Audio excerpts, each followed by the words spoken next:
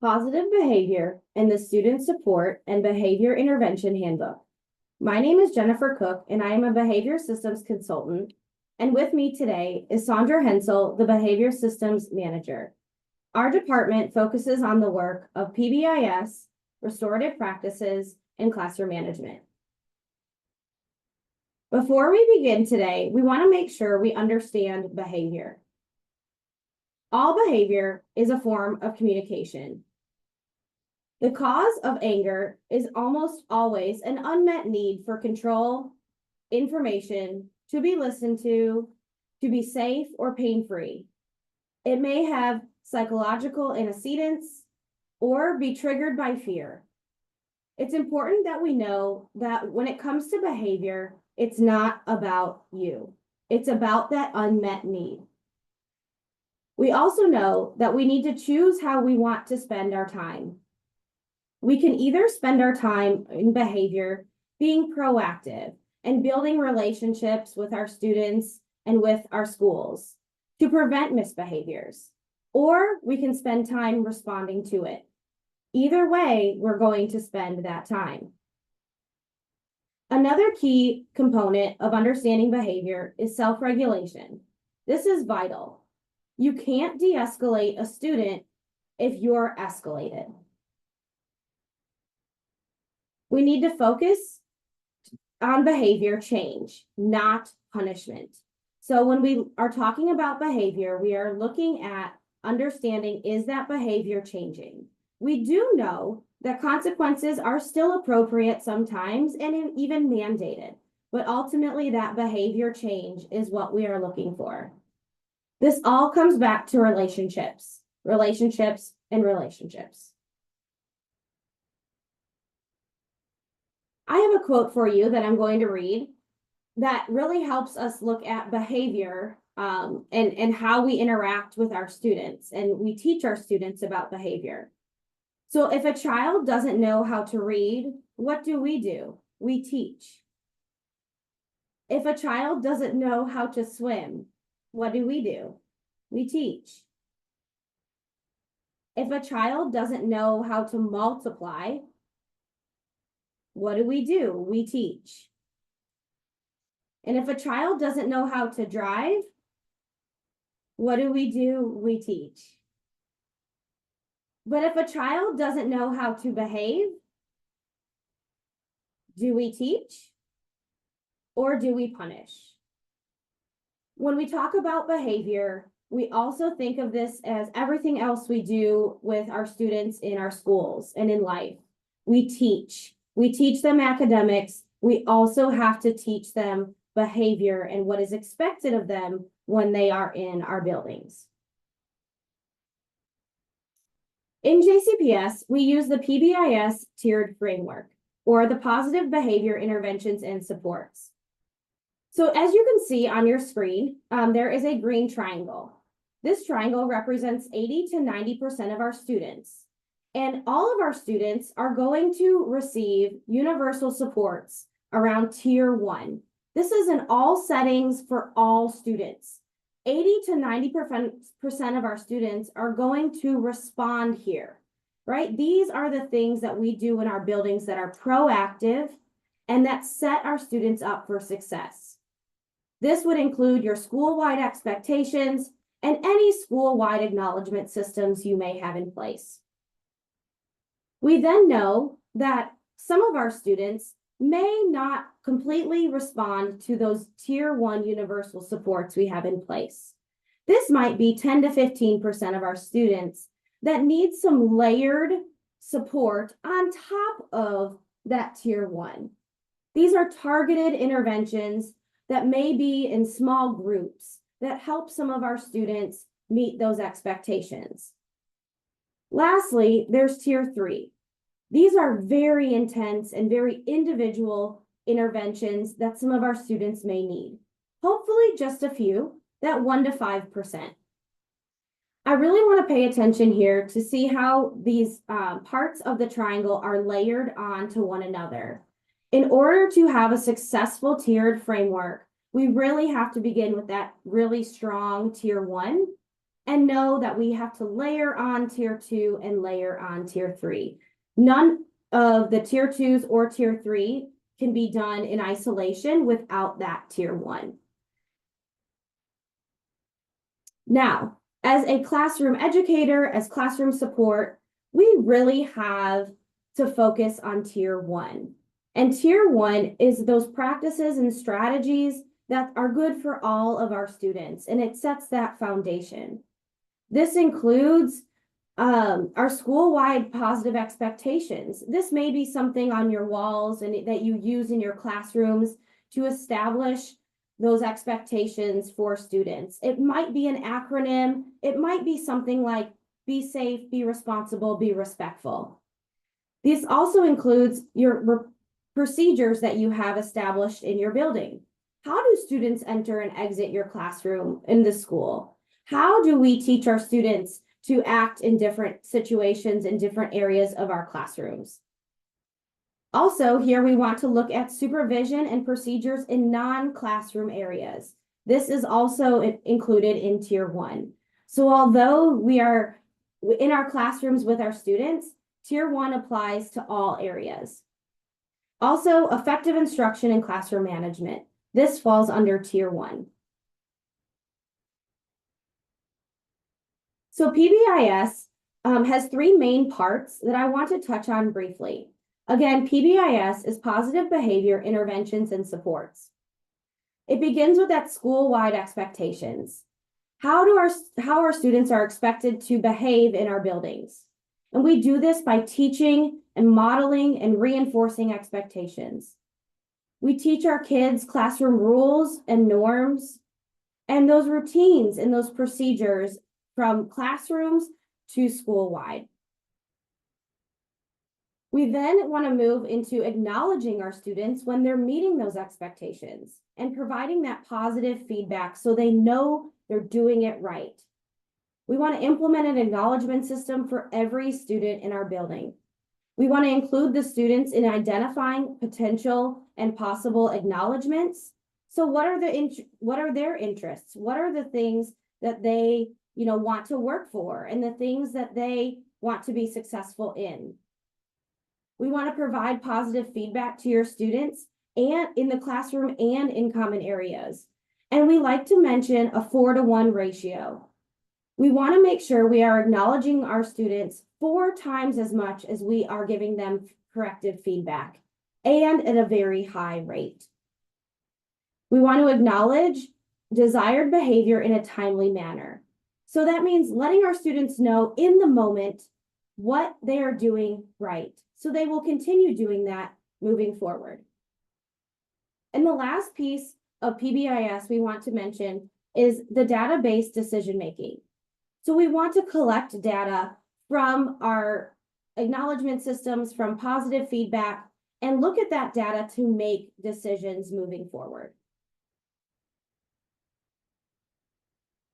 So even with the best proactive approaches in place, and the PBIS and your expectations and all of those systems being utilized, just like students needing tier 2, tier 3 supports, you're going to have some misbehaviors in your classroom, no matter how proactive you are. And so we want to touch a little bit on how to respond to those misbehaviors and what we have in place district-wide for that. And your main tool here is something called the Student Support and Behavior Intervention Handbook. Basically, we refer to it as the SSBIH. If you're coming from another district, you might have heard it referred to as a district code of conduct or something like that. But it's more than just that. Our SSBIH is really designed to support students, families, teachers in building those positive practices and those positive behaviors and structures that will help them be successful in school. And so in there, you can find evidence-based practices to support student behavior, both at the school level and at the teacher level. You'll find information on progressive discipline, and you're going to find definitions for interventions and consequences. So what do we mean when we say check in, check out? What do we mean when we say a behavior contract? How is that defined?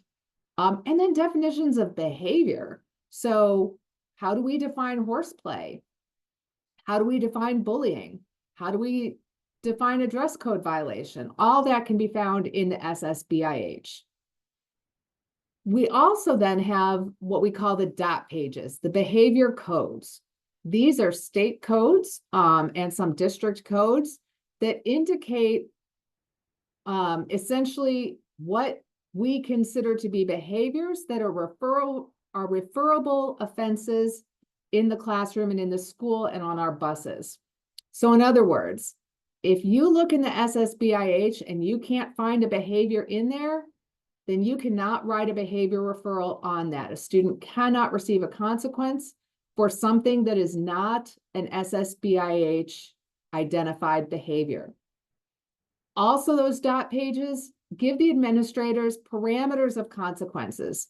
There's no one size fits all when it comes to discipline and consequences and behavior. There are always circumstances and a story behind what's going on with the student and what led to and what precipitated that behavior that we want to take into account when we give consequences. And so we want our administrators to have that leeway to determine whether a dress code violation is a level 1 or a level 2 consequence. And so the dot pages help guide the administrators in knowing what they can and can't do as a consequences for those behaviors. It also provides an explanation of due process for discipline so that students and families understand what their rights are and their responsibilities are in terms of when a student is receiving discipline. And then it also provides in our SSBIH a ton of resources around things like drug and alcohol, suicide prevention, bullying prevention, strategies and tips around that, and resources for our families and for our students in how they can get supports if those are some concerns that they have in their own lives or in a friend's life. At the school level, when responding to behavior, your school should have something called a behavior flow chart. That is part of PBIS, it's PBIS document. And on that flow chart will be things like, what is an office managed behavior versus a classroom managed behavior? So for example, if there is horseplay in my classroom and 2 students are messing around, am I expected to handle that in my classroom using a tier 1 strategy? Or is that something I would call a student response team or the front office, whatever your system is in your school? Is that something I would call an external person to come and respond to that situation? So those behaviors are identified so that you know what you're expected to handle in the classroom and what you should call for external help from your office staff for. It also, on the flow chart, will have the expected process. So in other words, once a referral is written, what happens then? And so that you know exactly what will happen, how you'll be communicated to, how the student will be communicated to, and the family, and that whole process, so that you know exactly what system your school expects you to follow when addressing misbehavior in your classroom. And then documentation, when you do have to write a behavior referral, the most important part is to be objective and to be specific. What did you see? What did you hear? So say the student threw a chair across the room versus a student caused a disruption. I don't know what you mean by a disruption. What's disruptive to you might not be disruptive to me. So the more specific about the behavior, what you saw, what you heard, what the student said, what you said, again, what might have precipitated that behavior, any information that you can give the administrator to help them when they meet with that student about that situation is going to just be beneficial. Obviously, in responding to misbehavior, you want to do your best to de-escalate the student and the situation. Safety is always going to be first. So you want to make sure the student is safe and that the rest of the students and yourself is safe. So So make sure safety is paramount and that you're keeping everyone in the classroom safe. De-escalate as much as you can. Like Jennifer said earlier, you're not going to be able to de-escalate if you're escalated. So making sure that you're able to keep yourself regulated. And if that means you need to take a minute and walk around the room for a little bit, take a couple breaths and then return to the student, that's okay. And then if a student does have to be removed from your classroom, which it's always going to be a last resort, when they do come back, welcome them back. You might still feel a little escalated, but they can't feel that. They need to feel like you are just so glad to see them again, and that you could not wait to get them back in the classroom. Help catch them up, and don't remind them of what they did that got them kicked out. That isn't necessarily the moment to teach that lesson. You can have a conversation a little bit later. But in the moment, I'm so glad you're back.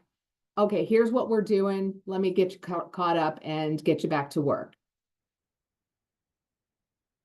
Finally, we do have resources for support on the slide deck here, and you will get access to this. There's a link to our department. There's lots of resources on there. We send out a monthly behavior systems newsletter that has all sorts of tips. And if your school is not forwarding that, just ask for your administrator for access to it, and they can pass that on to you. You have your peers and your administrators. You have people in your building who are experts and do exceptional jobs at classroom management and working with students and building those positive relationships. So take advantage of those resources that are right there in your building.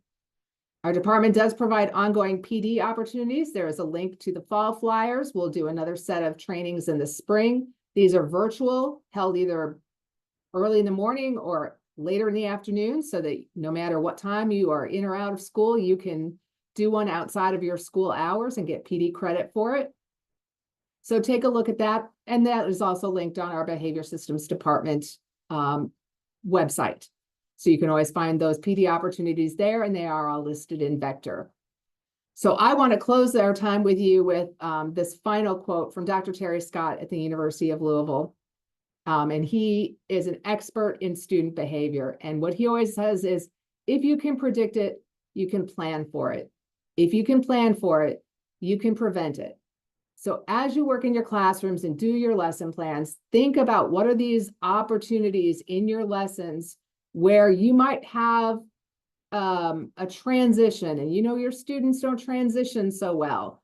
So you're kind of predicting that there may be some behavior problems during that transition. So now that you've predicted it, plan for it. What can you do to proactively remind kids of the expectations? Train them in how you want to do transitions. Practice those transitions, because then if you've planned for it, you have much higher probability of preventing that behavior. You do have behavior system consultants that support every school in the district. So if you need support from a behavior systems consultant, you can reach out to me and I can direct you to who that is. Your administrators can also do that, and we are happy to come and help you in any way possible. Thank you for your time today.